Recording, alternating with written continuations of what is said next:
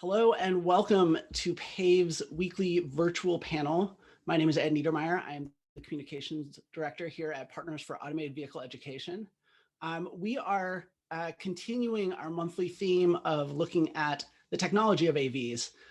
In many ways, the core educational goal and for what we do, to help people understand what are AVs, how do they work? And we're looking at a very specific part of the self-driving stack today.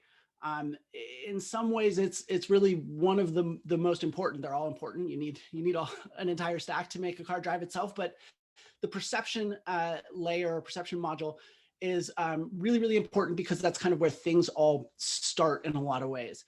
So, and we're lucky once again to have a really amazing group of folks here to help us understand this fascinating and important part of self-driving technology. From Algolux, we have Chief Technology Officer Felix Heide. Felix, welcome. From FLIR, we have Chris Posch, Engineering Director, Automotive. Chris, welcome. Thank you. And I like your thermal imaging there. That's great. And we have from Sense Photonics, Chief Technology Officer Heide Finkelstein. Heide, welcome. Hi, everyone. So let's start by just sort of introducing what we're even talking about here. Chris, what is? Actually, I'm sorry. Let me start with Felix. When you say perception in the context of not even just an autonomous vehicle, but really automated driving in general, what are we talking about?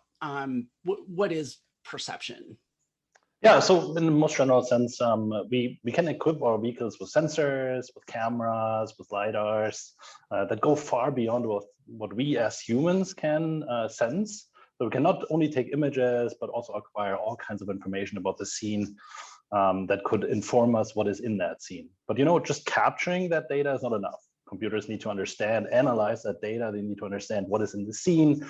What are potential obstacles that I could collide with, and how do I navigate around? So that understanding, so making it possible for computers to interpret that rich data that we can sense, that is what perception is.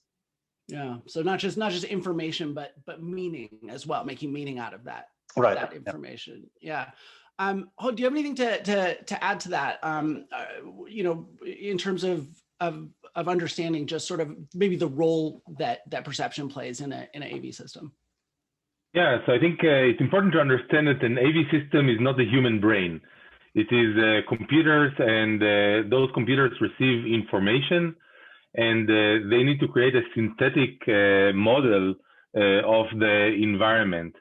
In order to do that, it's very critical to provide the perception engine as much orthogonal information as possible. And this is really where the ecosystem of sensors come into the autonomous vehicle. So I'm sure we'll talk about it in one of the next questions, but there's really no one sensor that is going to solve the perception problem. It is really a combination of sensors that create this overall perception. Yeah, and Chris, so let's get into that sensor piece of this, right? Okay, so you have hardware and you have software, and the hardware side you have the sensors. What, like, first of all, you're looking very distinctive to us as human beings right now. What kind of sensor are you either using or simulating there, and sort of what does it say about sort of what you need on the hardware side for perception? Yeah, just so everyone on the panel knows, I'm using a thermal camera for my web camera. It's a USB thermal camera. And so you're seeing heat, and you saw just what I did there. Those are my handprints. It's impacting a heat onto the wall there. And actually you can see the studs in the wall behind me. I'm in Idaho. It's rather cold outside, and you can see the studs in the walls even. So, but back to the original question, what is perception and what are we talking about? Well, we're talking about robots, right? These cars are robots. And what is the most important thing that these robots need to do is, I would contend, not hurt a human. And that's the first law of robotics, is don't hurt a human. And so then you start talking about what sensors you need to use to prevent harming a human and doing this self-driving or ADAS activity. I would contend you would need a fair amount of sensors to do that. All have their secret or their special capabilities, and thermal cameras obviously have a good ability at detecting people. Right, because it'll pick up that body heat, right? Which is pretty, yes, pretty distinctive. right. Amazing yeah, so, contrast. Yeah, absolutely. And Felix, let's sort of dig into this issue of using multiple kinds of sensors. We hear talk about this sensor is great, or that one is a crutch, or whatever. Like, there's a lot of discussion about it, but it seems like a lot of times when you really dig in, it really comes down to having a wide variety of sensors. Why is that? Yeah, what is it about these that? Yeah, so on a very high level, you can obviously go the route that Elon tries to go and say, hey, look, we only need our visuals. We only need camera sensors, maybe some radar as a backup, and that's going to be enough, because we as humans don't see these thermal images. We don't have that available, so we should be able, just with better compute, to get there. In practice, that's not really true. We're building a very complex system. This has to be safe. We have to make sure that people get trust in these systems. So enough redundancy is absolutely critical. If when one sensor fails, be that, for example, your LiDAR system, whenever you drive into a bank of fog, you're looking at your first response, then you can't really use that. So you kind of want to use cameras or other modalities. So you want to handle these harsh cases and be able to not only infuse redundancy, but make sure that you're basically building a superhuman driver that goes much beyond the capabilities that we as humans have today. So that's a really important role, to build trust and really build robust, safe robotic systems of the future. Yeah, and Heide, sort of what, he mentioned, Felix just mentioned sort of sensor fusion and this idea. So could you just sort of explain what sensor fusion is and what does it help? And I know we don't have to go too deep. I know there are different ways of doing it, and we could probably talk about that for an hour if we really wanted to. But sort of what is the basic idea behind sensor fusion and what it's trying to accomplish? Right. So I think, as Felix alluded to, different sensors provide different types of information. For example, cameras typically provide color, at least RGB information at high resolution, but they don't provide range, as an example. Stereo cameras can provide range, but only good accuracy for range at close distances. LiDAR units can provide reflectivity, range, and direction of targets, but perhaps at very foggy conditions, they cannot do that. That's maybe where radar comes in, etc. So the job of the perception engine is to take the various inputs from those sensors and to fuse them into an understanding of the surroundings, an actionable understanding that will tell the car there is a potential hazard coming from this direction at this range, take action. So that is really what the perception engine needs to do. And it needs to collect this where, for example, some LiDAR systems don't provide uniform coverage in terms of resolution of the whole field of view, but the RGB camera does. So the perception engine basically needs to take all of these inputs and create a holistic understanding of the surrounding. Yeah. And Chris, I mean, is there sort of a limit to sort of how many different kinds of sensors you can fuse together? I mean, because we already have, I think everyone understands radar and LiDAR and vision as sort of the big three, right? But we have thermal. I mean, we even have audio sensors. There's a whole bunch of other sensors that are increasingly sort of finding their way into these stacks. Is it every time you add another sensor, you're getting more out of that, and you can really actually pull it all together to create an even richer data set? Yeah, it's a good question. The more sensors you add, in theory, you add more cost and more complexity, but you should also be adding more capability. And back to that first law, don't kill a human.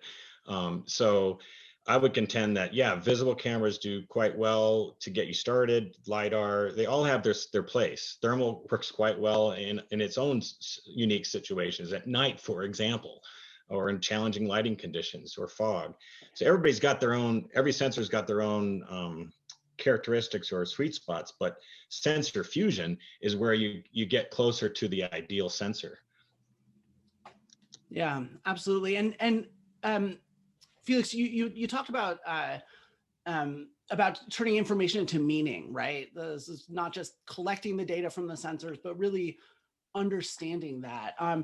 Can you just sort of give us a sense of how that happens, and maybe if you can, in a way that shows sort of why fusion makes that easier or more effective or better? Yeah, so our existing software perception stacks extract features from the data that we acquire, and as the other panelists said, that data can be fairly diverse. So we're talking about point clouds from LiDAR sensors that perhaps have very low angular resolution sometimes. Some of these sensors have range information like LiDAR and radar. And then we have the very high resolution color information that we get from our image sensors, which is a massive amount of data these days. If you look at even the existing 8 megapixel sensors that are next generation vehicles. So it's relatively complicated to fuse all of that, but on the sensor side, in sort of the last 2 or 3 years, we have found like a good way to fuse all of that information efficiently. So a lot of you are probably familiar with orthographic feature transforms. So that has turned out to be a very efficient way to fuse all of that information, although it is present in very different representations very efficiently. So we have a way to fuse that information, to use that efficiently in feature space even, and then effectively fuse these very diverse sets of information together. Where we're still lagging is the training, the supervision of these systems. So the one thing that we really know is that supervised training systems work well. So if you throw annotators on a problem, you train your supervised network, then that works. Anything else sort of works. We have a good approach to generate pseudo labels these days using different sensor modalities, cross-sensor information if you want. And that seems to be a good approach as well to tackle that problem. But in general, that seems to be an open space that we still have to figure out in a scalable way. And just really quick, before, why would, what's the advantage of unsupervised rather than supervised learning? Yeah. So going, so for example, for new emerging sensor modalities that are coming on the market, we don't have the massive data sets available that we have available for image data, not even for radar data. If you look at the open data sets, that makes it very difficult, especially for academics and folks that are not in industry to contribute to move the field forward with data that you can use to validate your approaches and to develop new approaches to train them. So that domain transfer from the visible image domain to other sensors still seems very difficult, and simulation has not proven to be a good approach in the past. We're just sort of slowly starting to get there, but it's a long way, I would argue. Yeah, Felix, I'll add to that. FLIR, we wanted to do perception with thermal cameras. In order to do that, you need to have a whole bunch of videos all around the world of various objects, pedestrians, bikes, cars. And then you need to annotate that. You need to have people sit there and say, that's a person, that's a car, that's a bike, and you need to do it hundreds of thousands of times. And in the past, that thermal annotated data set didn't exist. But visible data sets exist. And that's where you saw this huge adoption of neural networks with AI and visible cameras, because you could go grab reams and reams and terabytes of data, annotated data, and do fantastic perception with visible cameras. Everyone could do that.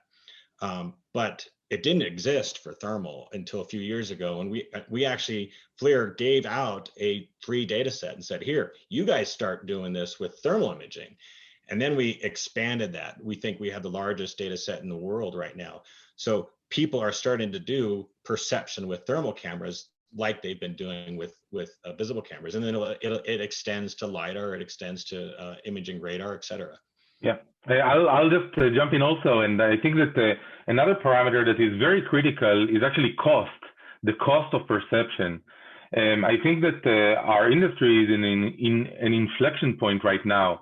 So I think that until now, getting good data was really all that counted. So high fidelity data. But as we are now nearing commercialization of this technology, achieving this at sufficiently low power, but most importantly, at a low cost point is really critical for the high volume deployment of this technology. We've noticed this, for example, in the LiDAR space.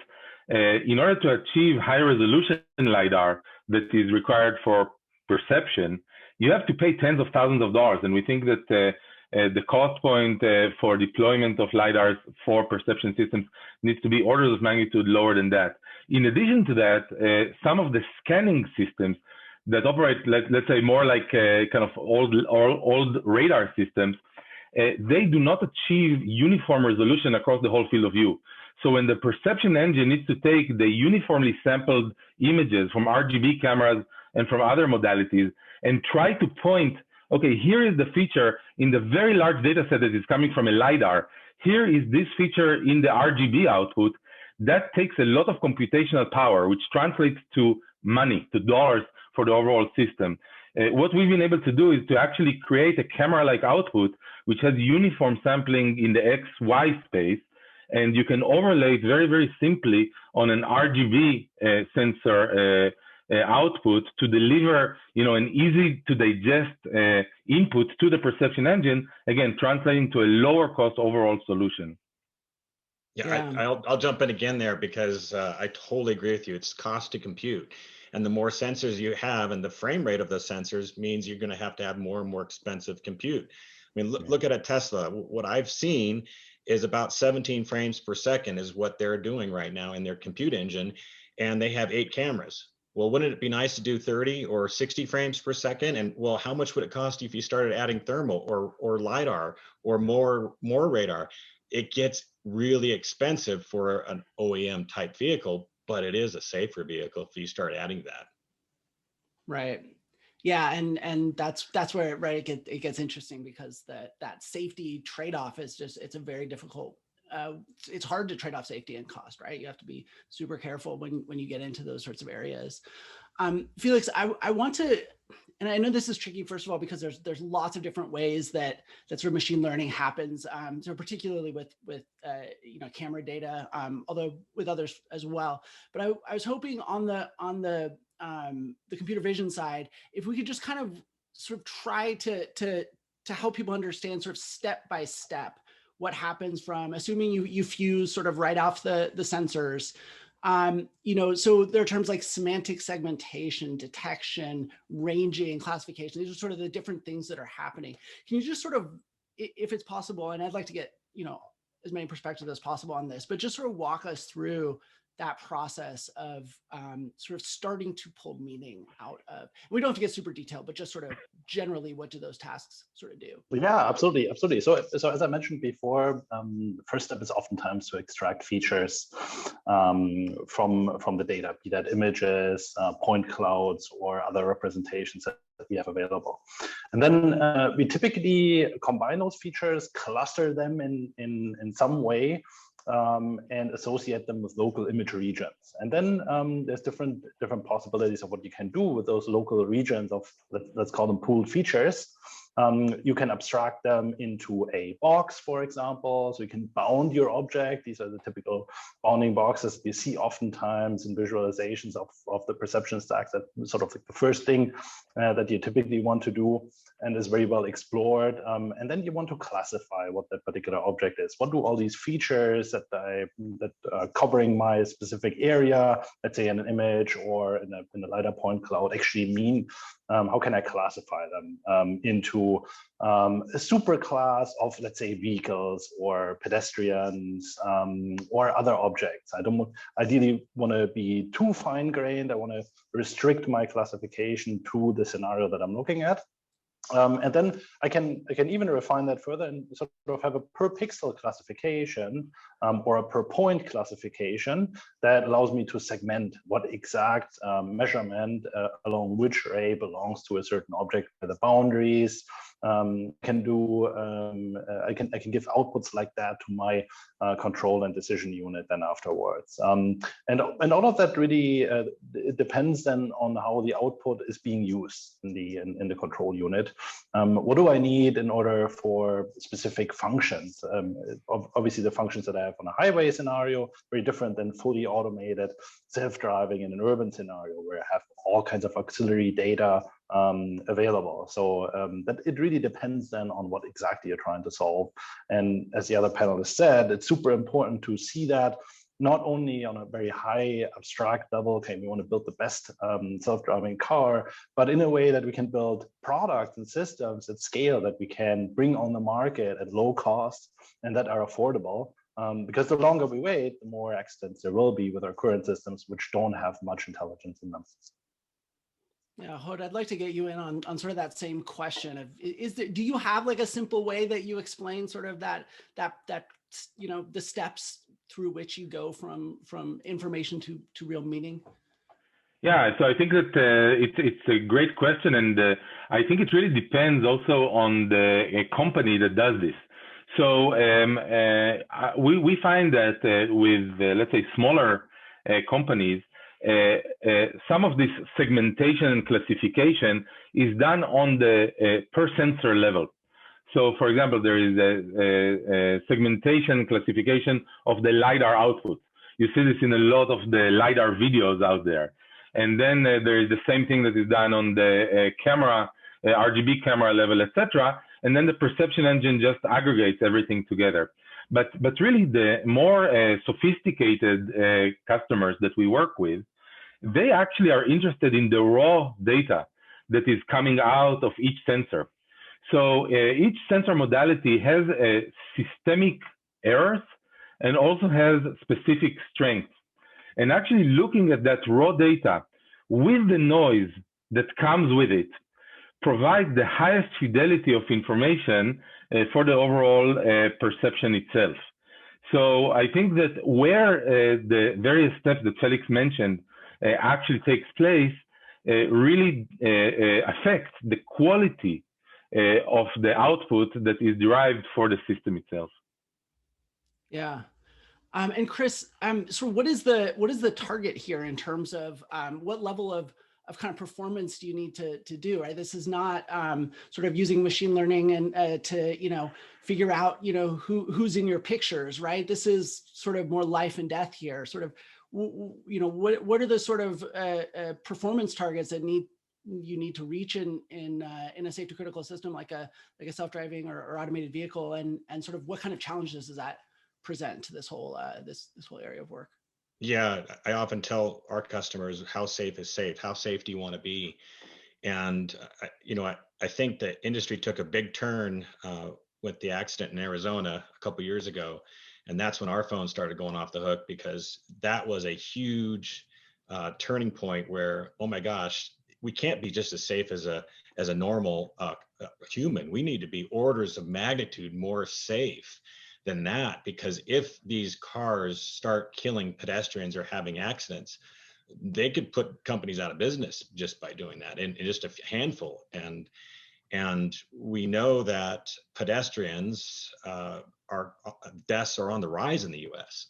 Over the last several years, and looks like 2020 is going to be one of the worst years, the worst year for pedestrian deaths. So we've got to address not killing people and getting sensors in place that prevent that. And there's one thing to drive during the day when it's perfect for LiDAR, perfect for visible cameras, and contrast is fine. But what do you do when those other corner cases? What do you do when someone's wearing black or at night? Or there's going to be all kinds of corner cases that these self-driving vehicles or vehicles that are just ADAS enabled encounter. And that's why a sensor fusion approach is much better, because all these sensors are going to have their own strengths and weaknesses. And if you just choose one, you're probably not going to be nearly as safe as if you're going to choose a number of them. Yeah, absolutely. And Felix, you know, obviously, right? So that high level of safety is really important. And we've been talking about sort of this superhuman level of sensing, but we haven't really sort of asked the underlying question of that, which is like, what is it about sort of the decision part of it, right? So like as humans, our eyes may not, I mean, they're very, very good.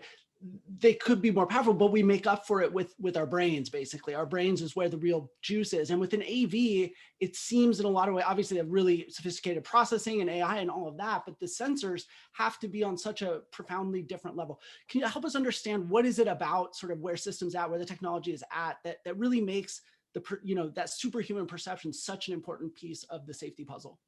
Yeah, absolutely. So I want to actually take up something that Chris mentioned. I would totally agree that the edge cases are really the tricky parts here. So we can build systems that work decent enough just with cameras in good conditions in a geofence scenario. That works. We can get that going. But it becomes really challenging when we want to handle exactly the edge cases. Objects with low reflectivity, small objects, highly occluded objects, issues with the sensing system that were unforeseen, and then unseen objects. We see oftentimes in field trials very, very odd objects that you are absolutely not seeing in your training data set. So this is really where the fundamental approach behind supervised learning fails completely.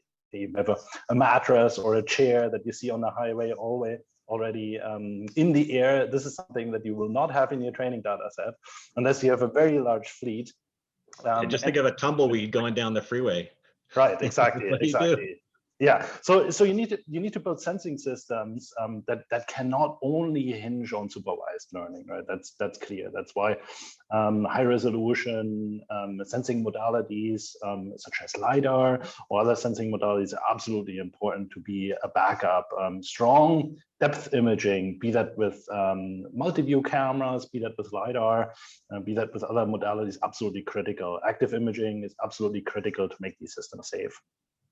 Yeah, and sort of to as we wrap this discussion up, I kind of like to ask each of you to sort of look to the future and sort of what is the future of the perception stack? Do you expect more change? Is it new kinds of sensors, improving existing sensors? Will it be more on the sort of AI side of it? Heide, let's start with you. Yeah, sure. So I expect there to be fewer trade-offs in terms of performance and cost. So I think that, for what Felix mentioned, which is correct, today there is a trade-off between resolution, ability to image low reflectance objects at high ambient conditions, and I think that, and reliability, robustness over years of operation. And I think this cannot continue like that. So I think that one of the reasons that, Tesla, as an example that everybody likes to mention, is so much against using LiDARs is that they had to basically freeze their configuration several years ago. And the world of several years ago is not the world that we're going to find in 2025. I think that we will be able to integrate LiDARs that provide high resolution, offer both long range and short range, wide field of view, active illumination so that they can offer equally high fidelity output in daylight and at nighttime, multiple returns per pixel so that will allow you to see through fog, even seeing through barriers, believe it or not, whether it be fences or through trees and bushes. So all of those things do not have to come at the expense of price. And when we look into the future, I think that what happened to the camera industry, where you had low resolution and when you had to pay a lot of money to achieve high sensitivity with high resolution, and today you can get 100 megapixel sensor inside your cell phone.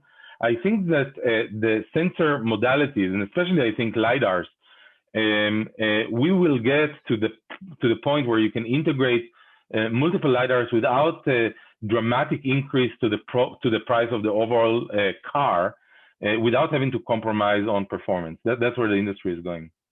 Yeah, and I want to give Felix the last word, but first, Chris, I just wanted to really quickly, we've been focused a lot on sort of fully autonomous vehicles here, but But for the work that FLIR does with thermal imaging, I mean, there's a huge opportunity in driver assistance systems as well to sort of step up the quality of the perception system for non-fully automated systems, right?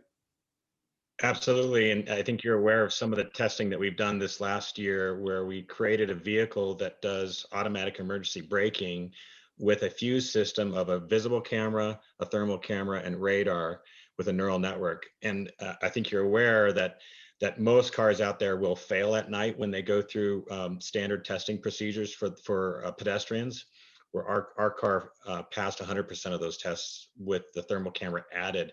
So back to your original question, I think sensor fusion is the key. And I think addressing those corner cases, increased compute costs. And I think there's another thing that's going to come in is regulation is eventually going to start coming in here and saying, guys, your car is not safe enough. And you're basically risking the public that's out there.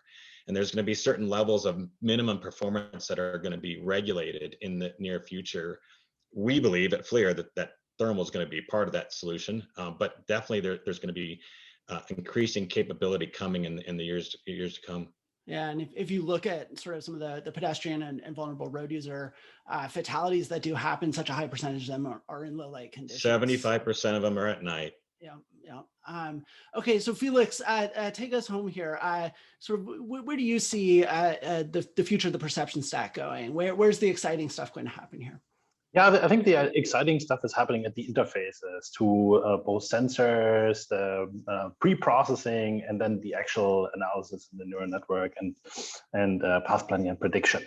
So I think having to think about systems in an end-to-end fashion will become increasingly important. How can we move compute from one block to another? How can we incorporate optics, which are oftentimes independently constructed by compartmentalized groups? How can we resolve all this compartmentalization that is happening between all these different pipeline blocks, and less of a pipeline, but an end-to-end optimized system? And that includes then also the sensor configuration. How can we optimize optimal sensor configurations, including the scenarios that we look at? How can we build such future systems in an end-to-end fashion? And so one example that I'd like to pick out where we went into that direction is, for example, non-line of sight imaging as well, where we included even the scene into that image, into that imaging information, and sort of are able to image objects around the corner by bouncing light off visible objects that we had already detected before. So you can even include the scene in that problem itself. And so that, I think, shows you that that's the right direction where we can get these superhuman capabilities in the future vehicles. Yeah, well, fascinating stuff, and just a really exciting part of the AV stack to keep an eye on. I want to thank our guests so much for taking the time to come and nerd out with us about AV perception today. From FLIR, Chris Posch, from Sense Photonics, Heide Finkelstein, and from Algolux, Felix Heide. Thank you all so much. Thanks, Ed. Yep. And thank you to our audience as well for making the time for automated vehicle education. We certainly appreciate it. If you'd like to share this panel with someone else, a recording of it will be on YouTube. You can find us on YouTube at PAVE Campaign, or on just about any social media platform at PAVE Campaign. Thank you so much again for taking the time to learn with us today. And we will see you here again next week for another, what is sure to be fascinating, PAVE weekly virtual discussion.